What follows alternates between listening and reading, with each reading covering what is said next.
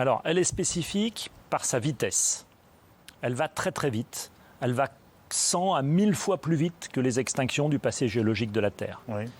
Elle est spécifique par le fait qu'elle est due à une espèce, Homo sapiens. C'est nous. C'est nous. Alors, c'est un avantage et un inconvénient. L'inconvénient, c'est qu'on exerce une pression considérable, on est très nombreux et on exerce chacun une pression moyenne qui, cumulée, n'est pas supportable pour le reste du vivant. En même temps, on a conscience de nos actes, on sait ce qu'on est en train de faire et on connaît les leviers de l'action. Je veux dire, le livre dresse un certain nombre de constats. On a les outils pour réagir. C'est plus la peine d'analyser dans le détail. Je veux dire, on sait ce qu'il faut faire. Je vais y venir, mais si vous voulez, moi j'ai rarement lu aussi clairement le constat qu'on peut faire de la situation de notre rapport avec la planète aujourd'hui.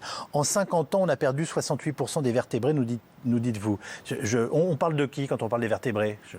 On parle des amphibiens, on parle des mammifères, on parle des oiseaux. Alors, on n'a pas perdu les espèces, il ne faut pas confondre. On a perdu les individus. C'est-à-dire que les espèces, la plupart des espèces existent toujours, mais il y en a simplement moins.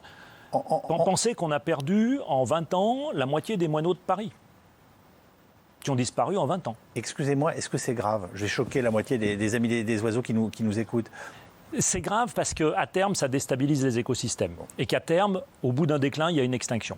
Et donc, il y a des espèces qui vont disparaître. Quand les espèces disparaissent ou sont simplement moins abondantes sur Terre, les écosystèmes ne vont plus fonctionner de la même manière et ne nous rendront sans doute plus les mêmes services que ceux qu'ils nous rendent aujourd'hui.